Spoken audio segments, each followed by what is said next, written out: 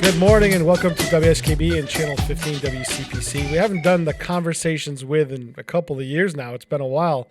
Been so busy, but there was somebody that I wanted to talk to that I haven't been able to talk to for quite some time. Last time I saw him, he was Colonel Peter Green.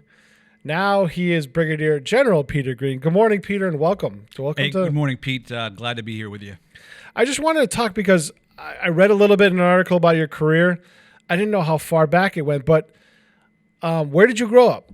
Let's start with that. All right. So I'm a Springfield kid. I grew up in East Springfield, over by what at that time was the Springfield Plaza. Yep. And kind of came up through the school system there. Went through Van Sickle, Mary Pottinger School, right there on. Right there. Yep. And Van Sickle Junior High, and then went to Putnam Vocational High School, which is where I graduated from. So what did you take at Putnam High School? Since we're sitting in the middle of a vocational school. So my dad actually had graduated from Putnam. At that point, they called it trade. Yep. Back in those years.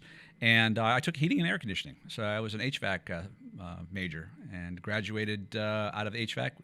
Was working in co-op on my 11th grade. My 12th grade, had a job already. Was working with Westside Air Conditioning over in West Springfield, and I was well off on my way in my HVAC career. So when did you think about joining the Air Force or the Guard? So I kind of always had this service aspect that I felt. I was in the Scouts. I loved the Boy Scouts. Spent a lot of time up in Warnoco, up at Camp Moses, Yep. and kind of came up through the leadership track in the Boy Scouts as a young explorer. And I just felt like I still wanted to do something. So I started looking around at active duty, took a close look at the Coast Guard, looked at the Air Force, and then started looking at the reserves and actually the Air National Guard. And it was an active duty recruiter who said to me, "Hey, you sound like you have a great career right now with your HVAC." Right, sure, good trade. Yeah. He said, "Have you ever thought about just being part-time?" And I said, "Well, I didn't think you could do that." And he said, "Yeah, you could do the reserves, you could do the Guard." He kind of explained a little bit of those things to me, and he said, "Hey, you should go check out that flying unit up in Westfield." I'm like, Westfield, Yeah, that's like the hinterlands to people that grew up in. Got to go up the Mass Pike, head west on the Mass Pike. And Sure. So I actually did. I checked them out and made an appointment with the recruiter. And I remember showing up and on base that day, and I could see the A-10s flying, and they were NATO green at that time, where they were gray when we finally ended up losing them in 2005. Right. Yep. There. Yep. But I just looked at a couple career fields. He said, "Hey, here's what you qualify for." I could have been a mechanic. They actually asked me if I wanted to be an HVAC in the civil engineering squadron there at the base, and I said, "Well, I already do HVAC. Let's try something a little bit different." Something different. Okay. Yeah. So I leaned towards the maintenance area, and then for some reason I got really attracted to the security forces career field, and that's what I ended up joining as a security forces member. So this was 38 years ago now. Was, exactly. I graduated in 81 from high school, and in 82 is when I joined the Guard. Did you ever think you'd be in it this long? No. I mean, it just seems so far-fetched to think that somebody would stay in. I mean, I didn't even think about the 20-year piece at that point. I didn't really put the pieces together that, okay, I'm going to join for 6 years, and then there's going to be a re-enlistment option for another 6 years, and then that's going to get me to 12, and maybe I should think about what that means. None of that was kind of in my mind at that time. It was just I wanted to serve and see what it was like, and right. And that first 6 years was really transformational for me. I felt that I was really part of a family, and that's what the 104th Fighter Wing really is. It's kind of a family. Yeah, I keep hearing that about the 104th. It's always been portrayed as more. You still have the military discipline and stuff like that, but it's always been portrayed as a very tight-knit unit, really a family.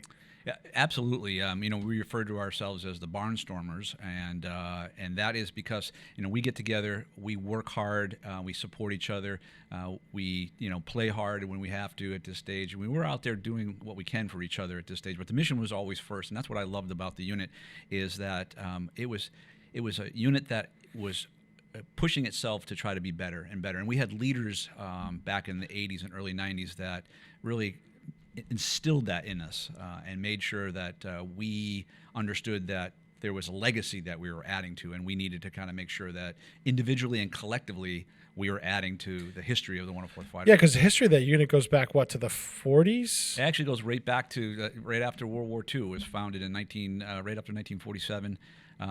It was a little pea patch. The town of Westfield at that time gave up that property, and there are some very cool pictures in the hallway in the main headquarters building where you can see kind of the evolution over the decades of how it kind of went from this little really dirt strip to what it is today. Does it help that the base is so compact? It's compacted into its little area there in the corner of the airfield. Does it help the family community sense that it's so compact? I think that's true. I mean, that's an interesting perspective, but you can walk from any place on the base and get to any other place on the base in less than 10 or 15 minutes from the south end to the north end, east and west. So you see a lot of people. It's not like an active duty base where it's sprawled over, dozens and dozens of miles, and you may never ever go to the eastern part of the base if you don't have to for whatever reason.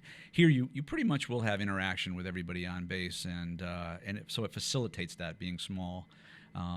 And from the Guard Bureau's perspective, they look at us as the prototypical guard-based, the 104th Fighter Wing, that you're small, you're compact, you don't have a lot of the extraneous buildings, facilities, responsibilities like bowling alleys, BXs, commissaries, dorms, all that stuff. So you just really have the mission essential buildings, facilities to be able to execute the mission. And so that helps us be extremely cost effective when you start looking at a flying mission. Well, and I think that's why it's been stayed open through several rounds of base closings, that it's it's efficient, it's cheap to run for the most part.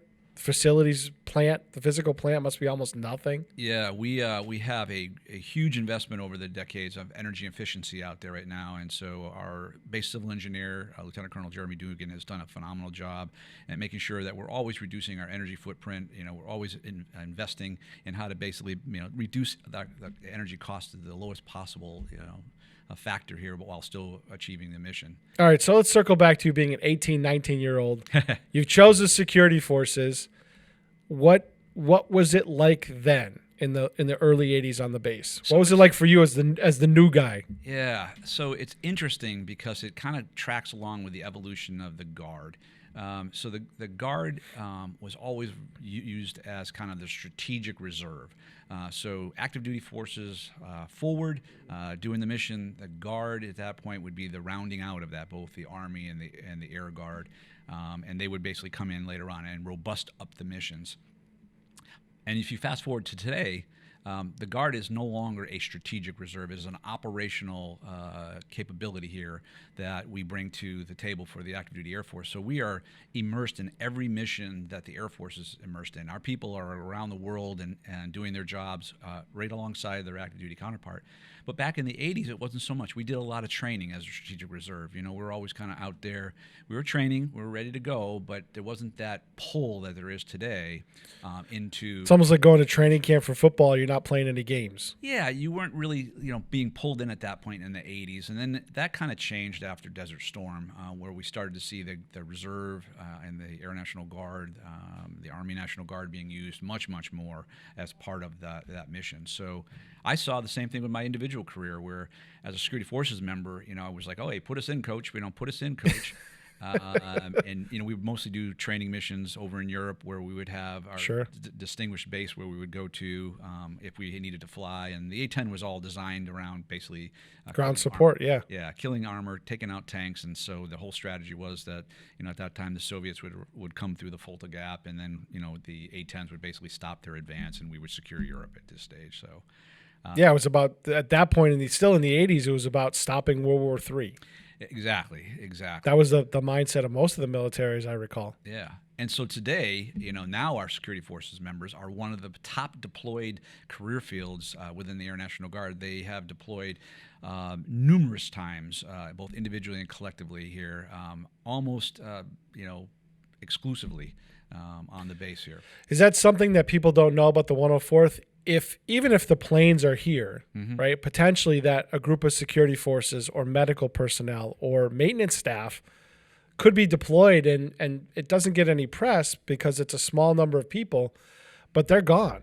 That's right. They're gone for sometimes extended periods of time. Now, your point is exactly right, is that you see the aviation package leave. You hear the aviation package leave when we do an 8 or 12 ship launch, and then the maintainers are going at that point. And there are obviously logistical people that go along with them. Sure. But every year we have members from the support elements that are off and doing their mission with the Air Force. So, the onesie-twosies, the half a dozen here of this career field, from services, personnel, logistics, security forces, civil engineering, all the communications, all the other entities.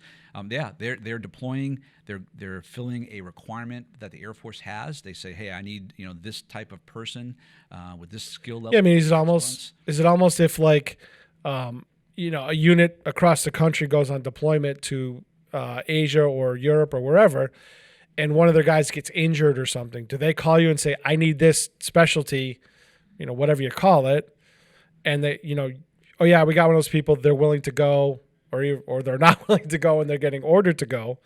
Is that kind of thing happen? So the unit that was tasked would be the one that would backfill for that person who got injured, either before they were able to deploy or while they were deployed. They would be tasked for another individual of that. If they couldn't, they would put that out to the rest of the Air Force and or the Reserve and the Guard component to see if somebody could fill that. So primarily, they always know what line requirements for Air Force specialty codes that they're going to need as part of every operation. And they source those ahead of time so that people have the ability to get on their Title X orders and then get all their medical benefits out of the way here at this stage and able to deploy. So it's actually a well thought out process of identifying who needs to go in support of which type of mission or requirement. Has the 104th become a generational unit? Define generational unit. Meaning that you have different generations of families coming through. Okay. Meaning it's almost becoming like a legacy thing where like your uncle says to the nephew, hey, if you're interested, in service, you may want to look at the 104th because I had a great experience there. Yeah. It's true. You can look across the 104th Fighter Wing and in the Guard in particular, and you will see those types of family stories because of the success and the passion that somebody had originally. They'll say, hey, they'll turn to their brother or sister or daughter or son or wife or husband and say, hey, this is a great opportunity. I'm really enjoying this. Maybe you'd want to take part of this as well. So we do have all different types of generational folks that are out there participating in the Guard. And that's one of the things I think when we talk about the hometown Air Force, you look around and you get a chance to know these people for decades. I could walk across the base now after my 38 years and pretty much know probably 70% of the people and know their background and their history and have spent time deployed with them and have spent time in family days and those kind of things. Yeah, my cousin Steve Giard started in the engineering. Yep.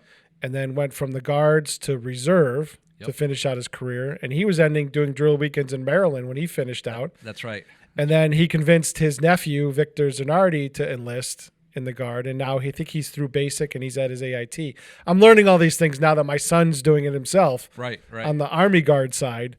I did try to convince him to go into the Air Force because I'm now part of the National Guard command team, and so I would tell you that the Army National Guard, the Air National Guard, both great opportunities for anybody who's interested. So as a parent, I was worried about him being a grunt first and specialist second, but the specialty he chose was aircraft, airframe mechanic for the Black Hawk. Very good. So I'm like, well, you're going to be a specialist first 95% of the time.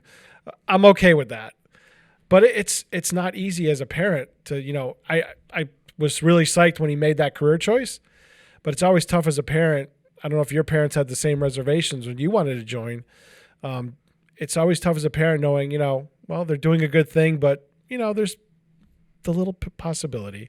Yeah, my dad was in the Naval Reserve, but that was very, very early in his life there, and then he had gotten out. And my mom would tell me that he kind of regretted getting out at that point. And when I got in at that time, my mom and dad were already divorced at this stage, and so so it was my mom that I went to and said, "Hey, listen, here's what I'm thinking about doing." I was 18, going on 19. And she said that she supported me 110%. She was like, "Yep, I think this will be great for you at this stage." And Did they have education incentives back in the 80s? So Was they that did. had started then? So they did, and I didn't really know too much about them at that time because I wasn't joining the Guard at that point in my life to leverage it. Oh, for that reason. Okay. Right, I was kind of joining because I still wanted to serve, and I was very intrigued about this opportunity of being able to work in my chosen career, HVAC, but also wear the uniform for my country and be able to do that as a part-time. So it was really about 4 years into my enlistment when I realized that I had what was called these state educational benefits. And what they were is essentially you had the ability, because you were a member of the Mass National Guard, Army or Air, is that you had the opportunity to be able to go to school tuition free. Yep. To any state or local state community college here. So I started looking into that, and that's back in the day when the tuition was much higher than the fees. Now we know today that a lot of the fees are a lot higher than the tuition. Right, exactly. This was a very big benefit, and I actually started at STCC in Springfield. That's probably might about close to the same time I did then. I was there in the early 90s. I was there in the mid 80s. Okay, so that was when I was in high school. Yep. Gotcha. Yep. Yeah, and I got to go to the new building where I think they were building that in the late 80s for telecom tech, and I had some great professors there. Enjoyed them all. Yeah. I think I had Nat Rutstein and Kirk Smallman. Yep, exactly. Those are two stellar media communications professors, and I really coming out of that program, I wanted to continue my focus in communications, and so I transferred to UMass and enrolled in their mass communications program up there with a minor in marketing and advertising. And that, so so now let's circle back because we've tangented off a little bit, but so now you're in your security forces. Where do you look at it where you say, okay, do I want to progress, or just am I happy where I'm at? Yeah, that's a good point. So I started to think more about these college benefits, and no one in my family was a college graduate. My mom and dad were not college graduates. Their parents were not college graduates. And I started thinking, you know what, I can do this. I, of course, went to the trade school, so yep. I had to kind of go back and take additional classes because I didn't go through a college prep program, which I had to take at STIC. Yep. So I could kind of get myself spun back up. And I was still security forces, so I was enlisted security forces for about 9.5 years, almost 10 years before I became commissioned. And I was working on my degree at that time. And I actually had the opportunity of getting a full-time state security guard position out at the base. The security forces superintendent, said, okay, hey, we got these state positions open right now, as a security guard. Who's interested? And I said, well, that's a way I can put myself through school. So I signed up, got an interview, got selected at that stage, and quickly found myself working midnight to 8. I've been there.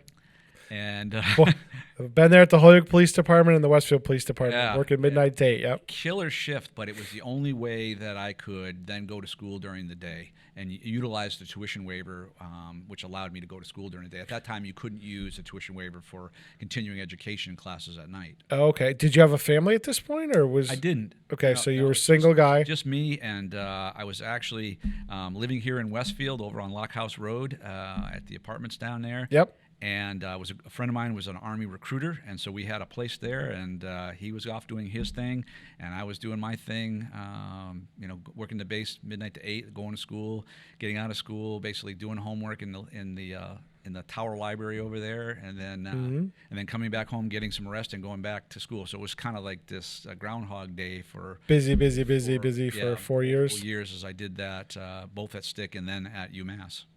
So now you've progressed. You're a commissioned officer. Now, do you think this is is this your second 6-year stint? So now I'm at the 9.5, 10-year mark at this stage. So I've already done my second enlistment now, right? Going into 12 years would be the end of that subsequent 6-year enlistment. And I had a mentor who was a civil engineering officer. His name was Lieutenant Colonel Gordon Duchesne. And at that time, he was a captain, and he said, hey, didn't you just finish your degree? And I said, I did. And we had worked together on some military operations for the Inspector General program. And he said, hey, I've observed you. I think you've got leadership skills. And have you ever thought about being an officer? And I actually told him at that time, I said, no, I think I want to be a chief. I want to be a chief of security forces. I said, I love this career field. So stay a non-commissioned officer. Stay a non-commissioned officer, right, exactly. At that point, I was a staff sergeant, up for promotion to tech sergeant. Okay.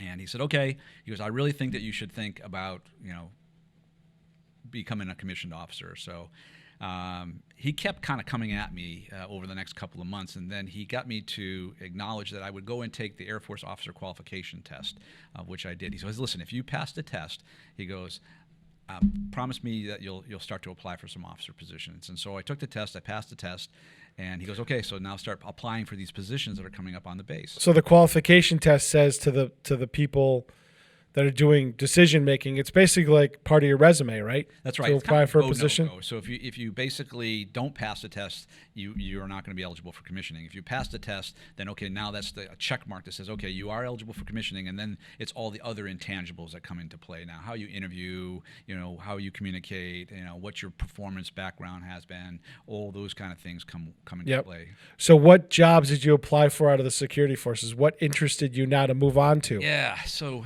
my first job, I thought this would be a natural synergy from security forces, was to be an intel officer. I really wanted to be an intel officer.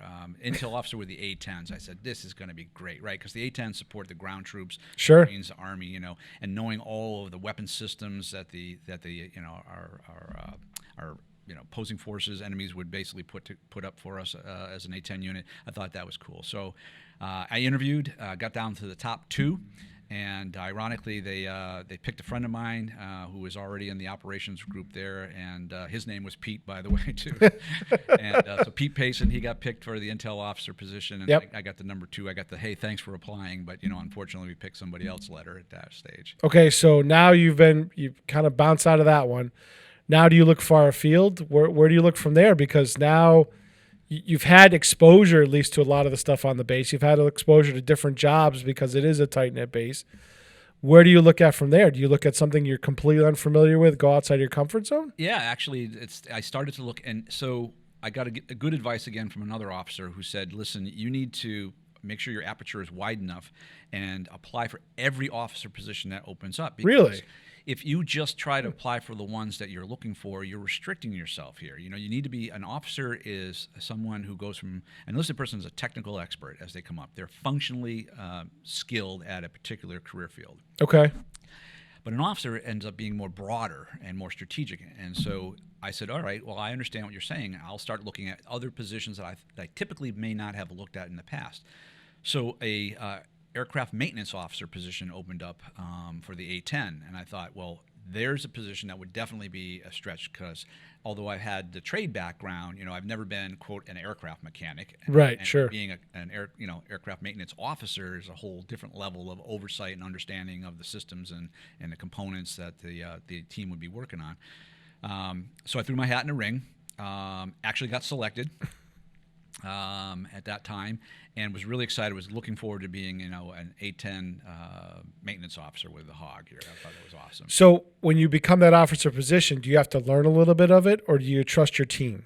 Yeah. So as an officer, in or general, both. Yeah, you do. You do. And unfortunately, at that time in my career, a reorganization was happening within the Air Force and the Air National Guard, and they were decreasing the number of aircraft maintenance officer positions that were in all the maintenance units groups at that time. Okay. And so then I got unfortunately, we have to now tell you that we cannot put you into the position because they needed to take an existing maintenance officer and put him in that position because of the loss of the additional position. Sure. So I got you were chosen, but unfortunately now, we're not able to commission you.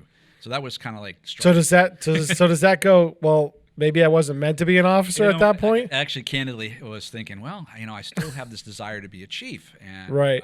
And again, another Air Force officer helped me understand. Well, listen, is this something you really want? And I go, yeah. The answer to that now is yeah. This is something I really want to try. You've worked really hard at it to this point, right? You're saying, well, do I want to go back or do I just want to keep trying to go forward? That's right. And he said, well, don't change your strategy. keep applying for every position that comes up. So this is now going on probably the third year. It's about a 3-year gap between my first application for the intel officer and then eventually to the positions. And you're still a staff sergeant with the security Staff forces. sergeant with security forces at this point.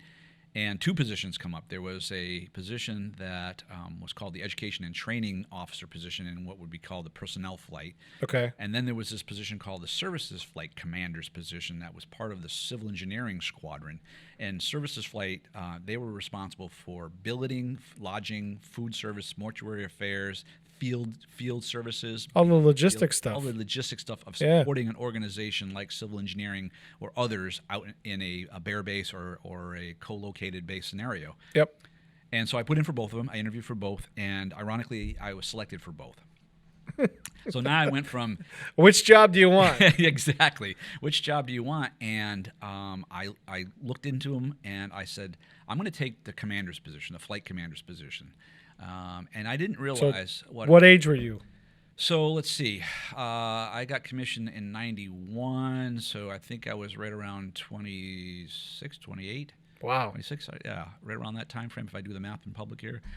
And I didn't realize the impact of that decision at that stage. I mean, so I was a new second lieutenant, but I was also a commander, and there were only about 14 command positions within the wing at that time. That included the wing commander, who was a colonel, full colonel. The vice commander was a full colonel, and then you had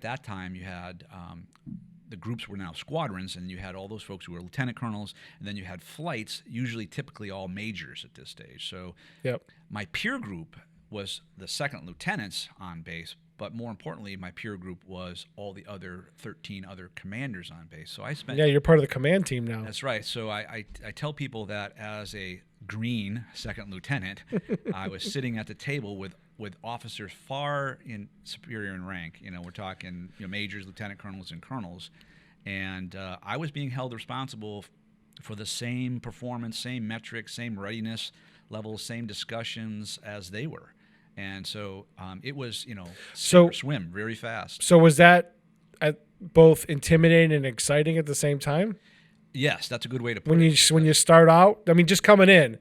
After a while, I suppose you get used to it. But yeah, I remember my first wing staff meeting with the wing commander, and all the commanders were sitting at the table there at this stage. And so the commander sat at the table. The support officers, the headquarters team would sit at the sidelines there. And so here I am at the end of the table as a second lieutenant, and just sitting there going, okay, I'm going to have to brief everybody else here. I'm going to have to brief everybody on my unit, and just thinking about, just don't screw this up. Right. Just don't screw this up. And at that time, during that meeting, I didn't. But over the years, made a number of mistakes as a new lieutenant and as a new commander. But I had good officers and good enlisted and good chiefs around me who said, hey, sir, maybe next time you might want to think about looking at it this way, or hey, LT, this is a better approach, and so I kind of grew in my comfort as a officer and as a commander, I think, quicker than some of my peers as lieutenants would grow because of my responsibilities as a commander. Helpful that because you were security forces and you were full-time, that you were there all the time? Was it helpful that everybody at least knew your face and knew who you were? That it was easier for them to communicate with you than somebody, I suppose if you're regular Air Force and you're transferred to a new base, to a new assignment, you got to learn everybody. But you're coming in now as a second lieutenant and everybody pretty much knew your name, rank, and serial number. That's absolutely true. I mean, I did have an advantage of having been out there full time.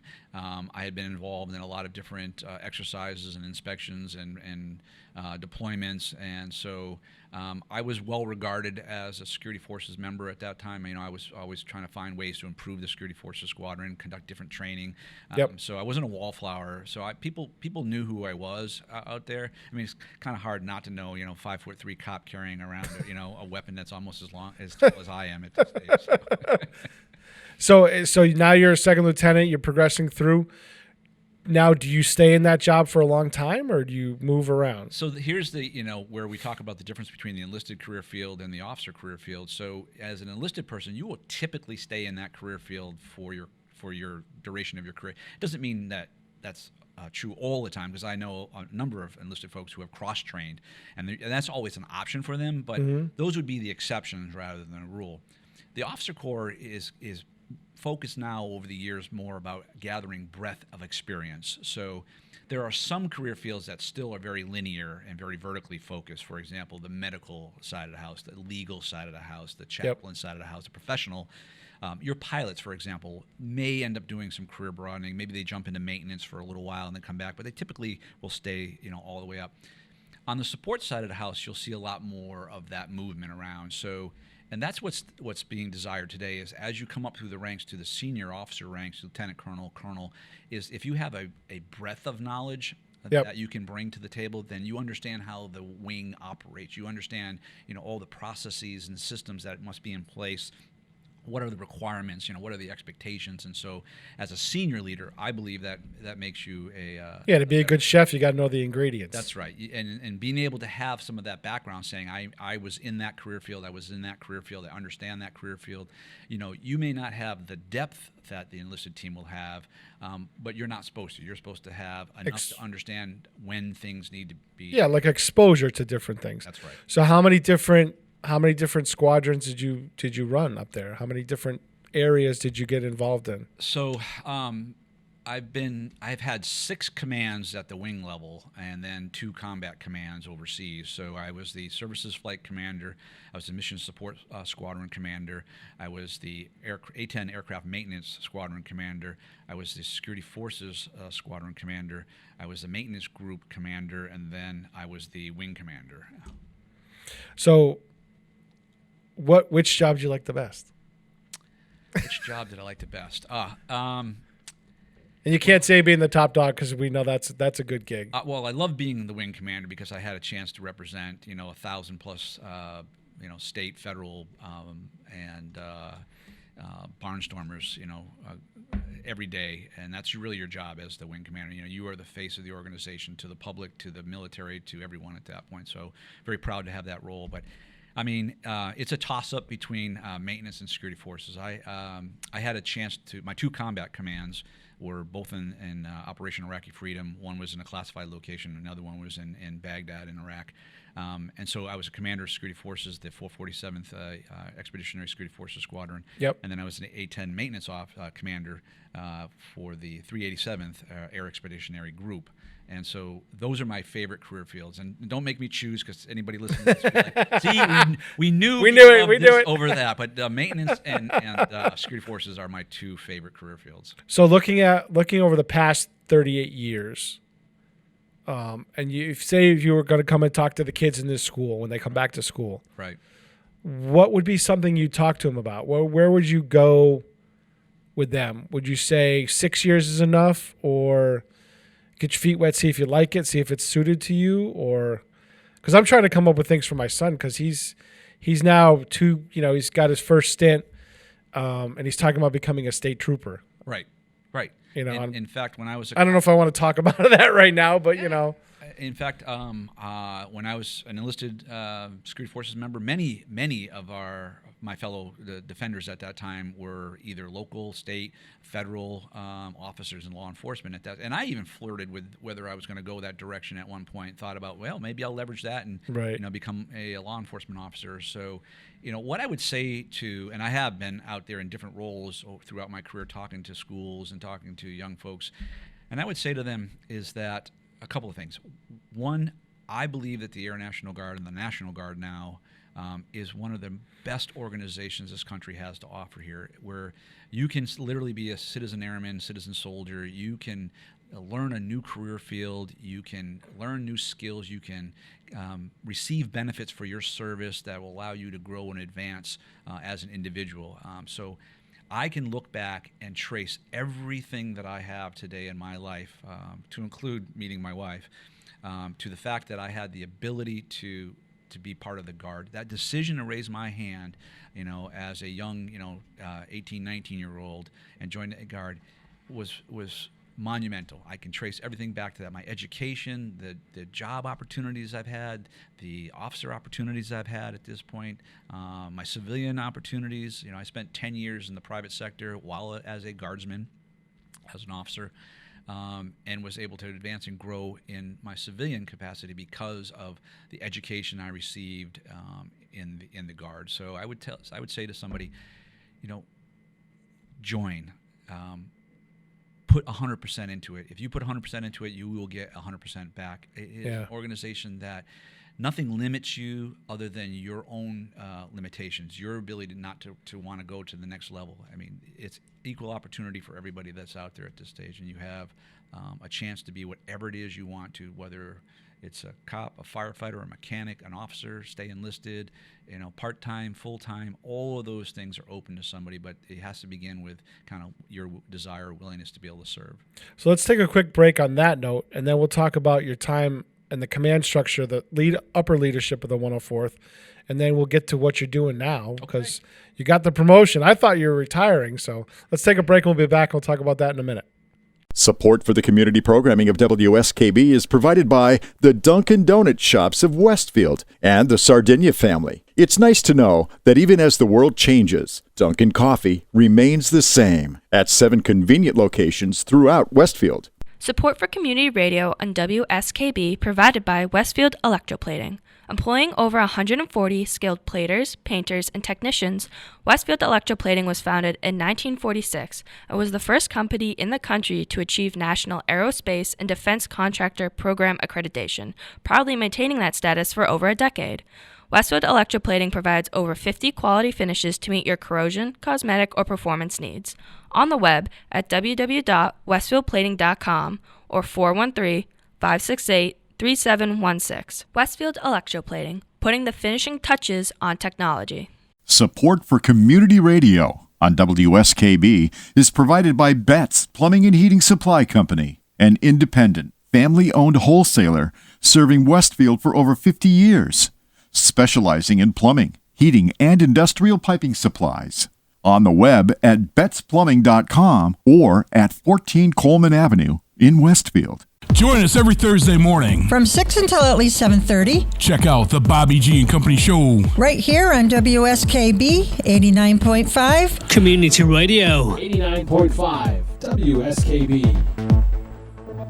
Live from Studio 120 at Westfield Technical Academy, this is WCPC Channel 15 and 89.5 FM, WSKB Westfield. Back here having a conversation with Brigadier General Peter Green, who I've been an acquaintance with for quite some time now. Love the fact that we've become friends over the years with your time. So now you've gone through all your assignments. You've become the vice commander as a lieutenant colonel? I became the vice commander as a colonel. As a colonel, okay. Yeah, I came back from, I went to state headquarters as the director of staff there for, at that time, Major General Akey and Brigadier General Rice, who is now the retiring Lieutenant General, Director of the Air National Guard. So, he's finally retiring? He is. I did not know that. He's finally retiring. And so, picking up on what we were talking about before is that I was a traditional at that point. I was a Security Forces commander. I had been the Security Forces commander for about going on 6 years. And I was trying to figure out what my next move was. Right. And, I thought about, maybe I need to move on. And General Akey said to me, hey, Pete, would you ever think about coming up and being my director of staff, coming down to Milford, Mass. and working down there for me and kind of running the headquarters staff for the Air National Guard side of the house. Okay. And I said, yes, sir. I mentioned it was something, a new challenge you were looking for? Absolutely a new challenge. It just kind of fell into place? Yep, new challenge. It was an opportunity for me to get promoted, and then I was on the full-time side of the house at that point. And so I took him up on his offer, and I was the director of staff there for almost 4 years, working with General Akey, and then also at that time General Carter was he was the adjutant general. He was an Army 2-star that was running the National Guard for the state. And were you still living here, commuting back and forth? I was. Yeah, so at that point I was living here in Southwick, and so I was doing the hour and 20 minutes down to Milford. And at that time, my wife was doing the commute down to Framingham because she was working for TJX down there, doing that. So we would actually call each other back and forth on the Mass Pike, and I would peel off and go to 495 South. Okay, so you did that for 4 years, and now do you think is it time for me to get out? To what do you want to do from there? So then I was sitting there. Okay, I've been doing this for 4 years now. I'm at the headquarters level. Where is my next move? Can you go? Did you ever think about going active duty? I thought about taking a stat tour at this time at the National Guard Bureau at Andrews and down in Washington. So what's that? So that would be like being active duty. So a statutory tour would mean that I would sign up and get, if I was selected for like a 3-year tour, and that would be full time. So it literally would be like being going active for 3 years. That's right, exactly. So I started thinking about that, and that's when the wing at that point, the wing leadership came back to me and said, "Hey, our current maintenance group commander is going to have to medical. He's got some medical issues. He's going to have to basically be leave. Yep. Retired. Would you consider coming back and being the maintenance group commander?" And I said, "With the F-15s, absolutely." So, one of the things that's right when they first came here, right? That's right. Or was the transition period? Yeah, this was. Let's see. When was I the maintenance group commander? I got to think about those years there now. I came back in 2012. Yeah, because the F-15's been here almost a decade now. Yeah, so we ended up, first F-15 was, I think, in 2007. Yeah, 2005 was a BRAC. 2007 was when we had our first F-15s on the ground. 2010 was when we stood up the alert mission at the wing. Yep. And so 2012, they asked me to come back, and at that point I was a colonel as a director of staff. Came back as a colonel for the maintenance group commander, and I was the maintenance group commander for about 3.5+ years. So now you're back home again. Now I'm back home again, right? No longer an hour and 20-minute ride every day, one way.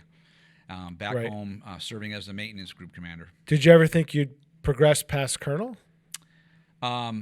No. It's one of those things where, as an officer, and this is true in the enlisted forces, you always put yourself in a position where you are promotable. You always make sure you get your requirements, education requirements out of the way, your technical requirements out of the way. Your performance is always at a level that somebody's going to look at you and say, "Do we think that this officer could serve at the next level?" Right. And it's kind of a pyramid, right? So as you come up and you become a lieutenant colonel, most people on active duty retire as either a major or lieutenant colonel. On the Guard, it tends to be a little bit skewed higher, so you might retire as a lieutenant colonel. So when you become a lieutenant colonel, you're pretty much close to that peak, and now there's only one more rank, colonel, for the most part, that people are looking at, and so it's very, very competitive to get to that stage. Yeah, because my cousin retired out as lieutenant colonel in the engineering department, right, which is a great career, and I having been 10 years almost enlisted, and then now, as a lieutenant colonel, as a colonel, at that point, if I had to retire, that's awesome, right, opportunity. And so then the wing command changes, and Brigadier General Jim Keefe right now, he basically then was a colonel, and he said, "I'd like, Pete, you to be my vice." So I was the maintenance group commander, one of his group commanders. He had 4 group commanders, yep, 1 vice, and then of course he's the wing commander. And so I accepted, and then I was. So he gets to select his vice commander? He does. Yeah, okay. Absolutely. The wing commander gets a chance to select who they want as their vice commander, which is typically their closest confidant, along with their wing command chief. Those 2 people are the folks that he or she can rely on, yep, for honest, blunt, feedback. And then of course the group commanders and the rest of the commanders here, and then their chiefs there. So you're always getting feedback on things that you could be doing better, things sure, that you should be focused on at that stage. It just comes with the territory. Yep. So I was the vice commander for at that time Colonel Keefe, and then we had an 18-month stint where the National Guard Director of Air National Guard General Rice, and then the TAG General Keefe had an opportunity to build kind of the total force concept and have a active duty Air Force officer come in and take over the wing. So Colonel Sir came in. I remember Colonel Sir very well. He came in for 8 months. He was surprising because he said, "I wasn't sure coming off active duty assignments how this was going to be." And he said, he told me the story during the air show, I think, before it was even announced, I had people contacting me, reaching out to me going, "Hey, whatever you need, you want to talk about the unit, we'll brief you and fill you in." He said, "I can't even talk about it yet, but you're already reaching out." He said, word gets around. And he said he was shocked at how well he was welcomed after doing all those active duty assignments for all those years, when he came to this unit, how much he was welcomed walking in the door. Yeah, absolutely. I was one of those people that was reaching out to him at the time as a vice, saying, "Hey, I'll be your vice. Anything that you need, let me know." We're trying to make sure that his entry into the 104th Fighter Wing was smooth and easy, and that we typically have done that over the years with folks that are coming from active duty into the Transitioning into the Guard? Absolutely. Welcome into the family. Right now, the wing out there has an active duty chief who is now the wing command chief, Chief Barbie, and he'll do a fine job here. So this is where the lines between the active duty, the Guard, and reserve, they're starting to become less and less solid, and there's starting to be more and more kind of transparent where they can move through, and that's really where we want to get to. We should be able to move from active service to reserve or Guard service and back again without really any difficulty at all. It's all the same branch. Yep. So now you've got a new commander. Mm-hmm. You think you're going to be staying fine as the vice commander, and that's going to be the end of it for you. Pretty much, correct? yeah. So as a non-rated officer, there was a time when the vice commander's position was also rated, that you could not have a non-rated person. So what does that mean? So a pilot, for example. Oh, okay. So that the commander of a flying unit and the vice commander of a flying unit would always be rated, as you would have your operations group commander. Those would all be rated positions, and then the other positions would be non-rated. Okay. And then over the decades, they said, well, you know what, you can put in for a waiver for having a non-rated vice, a non-pilot.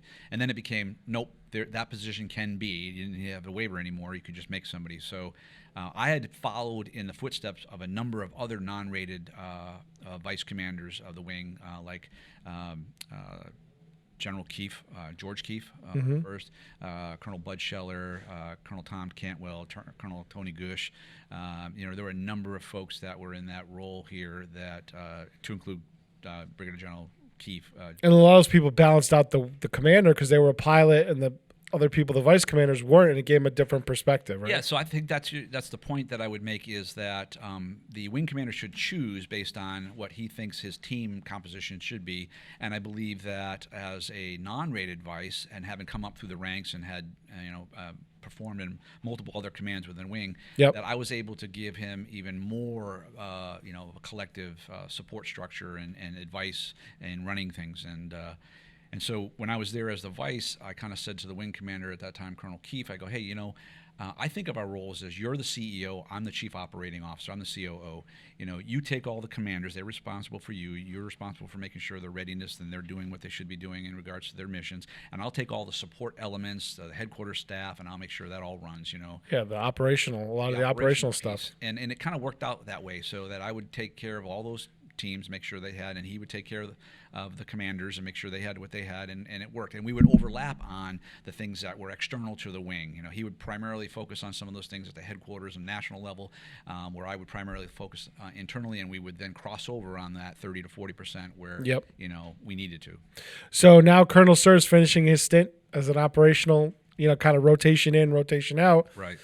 Did the state level people talk to you saying, who's your next commander, that type of thing? Did they talk to you about saying, do you want that job? Yeah, so there was a lot of dialogue going on. There were a couple of people they were considering at that time, and candidly, I had a meeting with the TAG and with at that time the Air Component Commander, General Lefebvre.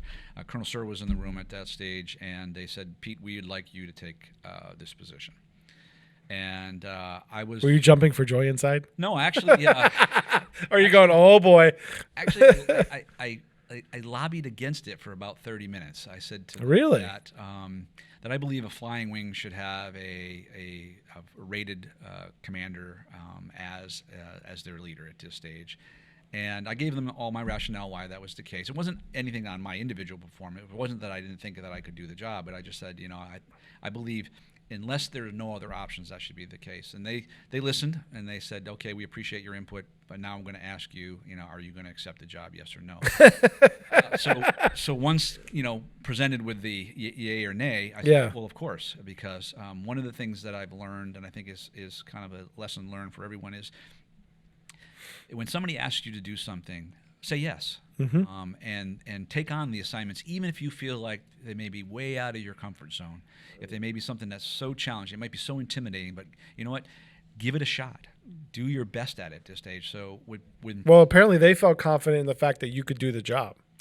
and this was something that was relatively new in the Air Force and the Air National Guard. There needed to be a waiver that was approved by the Air Force, and it was endorsed by, at that time, General Rice and General Keefe as the Adjutant General, to say that we want to put in, Colonel Green, a non-rated officer, as the wing commander of a flying wing. Mm-hmm. And so they had to get approval for that. So I was one of, I believe, I was told, like one of three. Yeah, because within the Air Force or the country that was a non-rated. I remember when it was announced, it was like almost unheard of in the National Guard that happened. Right. I didn't know it was Air Force wide that kind of thing happened. Yeah. That was that rare. It's a cultural shift because, it's and there are a lot of discussions on, well, how can you be a non-rated, wing commander? You don't fly. And I go, well, that's true. I don't fly, but I understand the flying mission. I understand the readiness requirements of that mission. I understand, having been a support officer multiple times, a maintenance officer multiple times, that, what it takes to make sure that mission is sustained. Well, and it also helps. It seems like you're a very communicative person. So you can sit down with a pilot and talk to them and hear stories from them and actively listen and say, well, I don't fly. I get what you're talking about. That's right. And just like a CEO may come from, audit or accounting or sales in a particular organization, right? They don't necessarily have all of the skill set that organization might be, doing as part of their correct development. And so I look at my vice, who's a rated officer. So if there's a question that I might have, or I need clarification on something, then I can ask my vice commander to say, do I have this right? Am I reading this correctly? Am I looking at this data correctly? And that person is responsible for saying, yes, you are, or not. So did you feel it was imperative to choose a vice commander that was a pilot? I think that because I was a non-rated officer, to me that made sense, right? Is to keep the balance. Now, to keep a balance there, exactly. And as I mentioned earlier, the ops group commander is also a rated officer as a pilot, and so is the fighter squadron commander, and so is the operations support flight commander. So if I have any needs or any questions, or I needed to have more insight into particular tactical aspect of flying, pick up the phone, right? I could just walk across the office and go and talk to my vice commander at that point. Colonel Bladen was a vice for a year, and then Colonel Holasekun, who is now the current vice. Or I could go talk to Colonel Jacob, who was the ops group commander, and say, hey, here's what I'm seeing, here's what I'm thinking. Do I have that right? Yes or no? And they, of course, would say yes. Yep. Or no. Okay, so a couple of years in now into the commander's role at the 104th. Yes. Are you thinking this is my retirement job? Yes, because I had thought that my vice was the retirement job, right? I thought that, being able to be the vice commander of the unit I joined in 1982 was just an unbelievable, honor. And huge, yeah. And as the wing commander, I said, okay, that clearly is, the end of the career, and I would walk off happily at that stage at 38 years worth of service, 10 years as a colonel. And that's when some of the dialogue starts happening. Well, because I saw your post. Well, before that, I saw your post that you're relinquishing command of the 104th, and I went, okay, so he's retiring. That was my thought. I saw it. No, I didn't know what was going on. I was like, I think I wrote on the post, congratulations on your retirement. And then I saw the article, and I went, wait a minute, hold on, he's not retiring. What's going on here? So explain the story. I mean, you're winding down your time. Did they tell you that they were going to have another commander coming in, or is your term? You have a term for that position? So typically wing command is somewhere between 2 and 4 years, because it is a grueling position. You're responsible for everything, mission, resources, people, recruiting, planning. Yep. I mean, you own all of it. Everything comes to you, whether it's from the headquarters or the Air Force down, the Guard Bureau down. You're the filter point. You are the filter point. You are the one that's responsible for providing the leadership direction and the decision making along with your team on that. Yep. So it gets to be a point where you're like, okay, it's time to turn it over to somebody else. So I knew I had about the 2-year mark, because we look at succession planning within the wing. You got to kind of look at who the next guy or gal is, and then keep going down and figuring out when the right time for them for people to move up. Right. Yep. Otherwise, you get stagnant and people stay in jobs for too long. So, and I also knew that as an officer, my mandatory separation date was March of 21. So as a colonel, you can stay 30 years as a commissioned officer. So I knew I was coming up on that. So it was either retire or be separated mandatorily because of my MSD, mandatory separation date, Yep. or be promoted. And so there were already discussions on, there are 2 one-star Air Guard billets within the state of Massachusetts. The one that I'm currently in, the Assistant Adjutant General for Air, that works directly for the Adjutant General, General Keefe. And then there's the Air Component Commander, which is Brigadier General Virginia Gaglio. She is the ACC, and she actually now has the responsibility for command of the 2 wings and the headquarters staff. Okay. And so I knew that those 2 positions, and they were in already planning on when people were. So you're in like a specialist role now? Yeah, it's so what I'm. So you're not doing the operational part. She's doing the operational piece. That's right.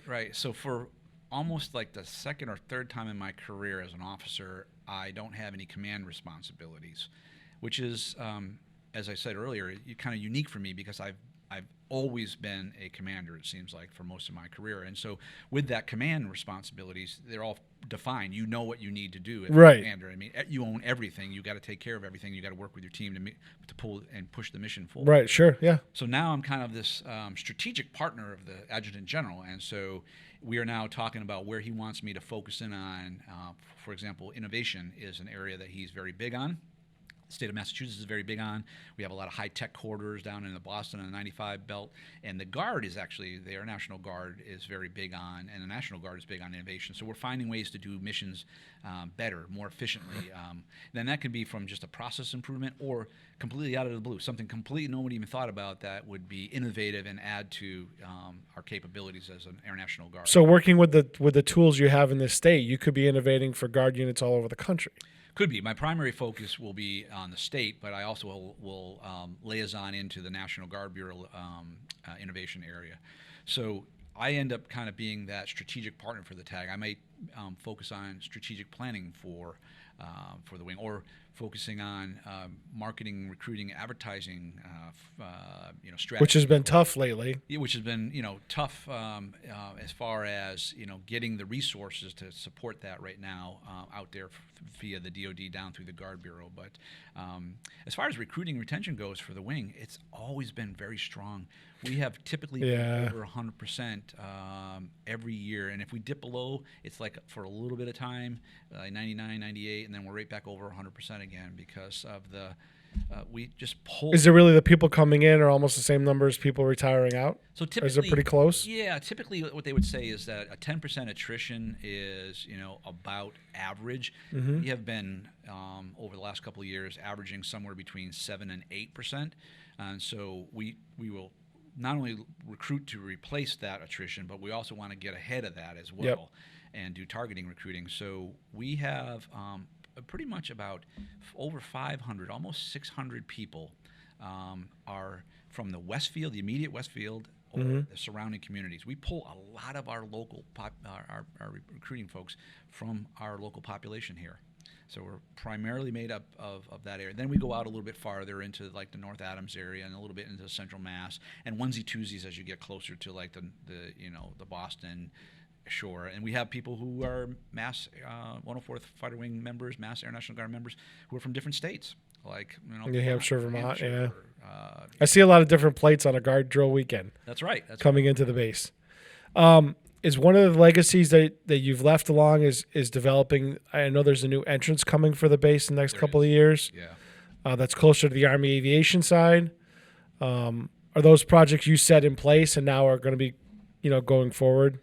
So I was very fortunate to work with our civil engineering team here over the last couple of years, both as the vice and as the commander, to put some key strategic projects on the table. And for example, the main hangar, I know you know that building that was completely renovated, which it desperately. Yeah, I was out of commission for a couple of years while I was renovating. Through that.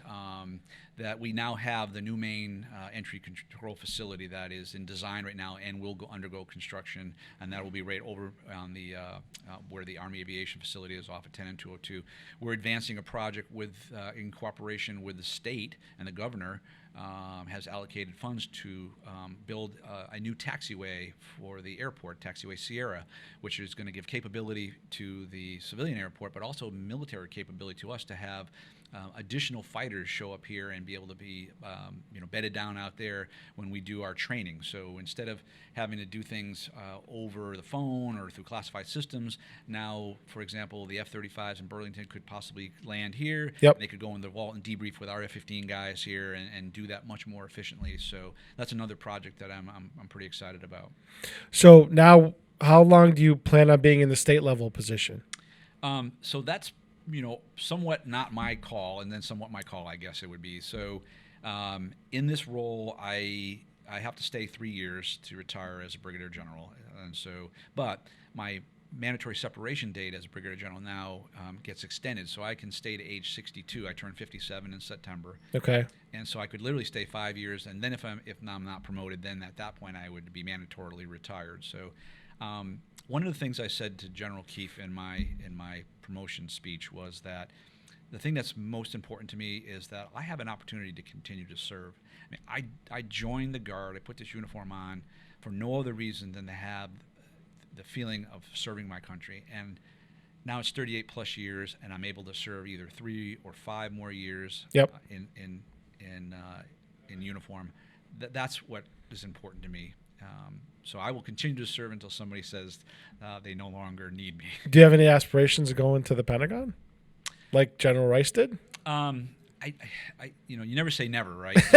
Never say. I don't think he ever expected to be in that job because he was planning on retiring. He told me the story. He was planning on retiring as a state adjutant general. That's exactly right, and I think that goes with what I said before.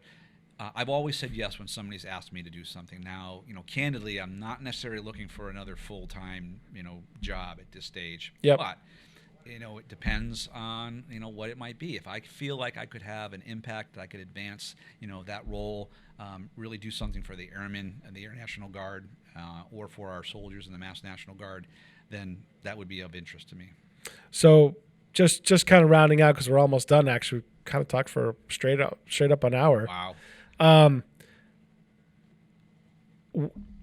Are you going to enjoy coming back to the unit? How often are you going to get to come back to the unit, to the 104th, to kind of just hang out and talk to the guys? Yeah. Is that going to be tough? Yes. In fact, I get emotional when I talk about this, so I hope I don't get emotional now. But the wing I have been part of the wing my entire adult life. Right. The wing barnstormers out there are my friends and my family. The hardest thing about getting promoted is leaving them. Yep. I just ran into Chief Retired Galen Wilson here, who was running the vocational program out here, the Technical Academy. Yep. Who's an outstanding chief and an outstanding superintendent of that program right Yep. now. He's my friend. I've known him for a very long time. We've served together for a very long time. I'm going to miss seeing some of those folks, and then particularly, as I kind of my family and I move out of the state, and we're moving to North Carolina. I'll be just commuting back and forth to basically Hanscom Air Force Base to do my role as the ATAG. So Yep. it's going to make it even more difficult of trying to get back out. Catch up with friends and stuff. Friends, yeah. So it's bittersweet to leave the wing, leave all the people that I've just literally considered my friends, my colleagues, and then move on to a higher level responsibility. But sounds like you have no regrets, though. I don't. I've worked hard throughout my career. I've done everything that I could to do the right thing, make the right decisions. I've left nothing on the table. I've given it 110% and my heart and soul into this organization, because as I started this off with, I truly believe that the Air National Guard, the Mass National Guard, and particularly the 104th Fighter Wing, are some of the greatest organizations I've ever been part of, and have some of the best people that I've ever been part of. It sounds like you're leaving a good legacy along, moving up, but leaving a legacy behind you too, as a lot of other past wing commanders have. And that's the thing that I've said to people over the years, and also said in my closing comments during my promotion is, leave a legacy. individually, collectively, leave a legacy. I mean, I look out there right now, there's a wall of all the retirees, and I'm proud not only to be on that wall, and eventually I'll have my final date, but my wife's also on that wall. She retired out as a lieutenant colonel. She spent 16 years in the Connecticut Air National Guard. She spent 6 years at the 104th Fighter Wing. And so, we have left our legacy as officers in that wing. And so I encourage all of our enlisted team out there, our officer team, is think about what legacy you leave and make sure that you're leaving it better than you got it. So you're looking forward to your semi-retirement? Yeah, I'm trying to because you're kind of, even though you're still in the Guard, right? Yeah. You're not really full I'm back time. to being a traditional guardsman again. Yeah, you're not full time. Construct of the National Guard. Right. So you're semi-retired. Are you going to enjoy this or? To be determined. It's interesting because it was almost like 100 miles an hour until about May 15th when I was taking my leave to kind of burn off the rest of my leave before I got promoted in. Mm-hmm. And then all of a sudden, with the move, I've been very busy, right? Because we tried to coordinate this. Exactly, driving up and down 95 south and north, moving. So that's all going to come to an end here pretty soon. Yep. And then it's going to be, okay, what else am I going to do? Because I'm too young to just only do this position, part-time.